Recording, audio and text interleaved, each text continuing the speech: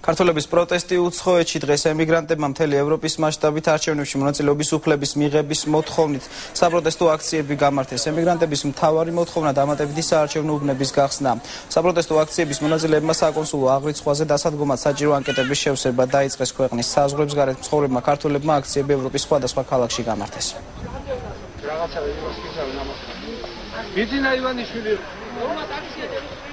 დღეს ევროპის სხვადასხვა ქვეყნებში იმართება საპროტესტო აქციები, რომ დავისვათ ბოლოს და ბოლოს ჩვენი უფლებები.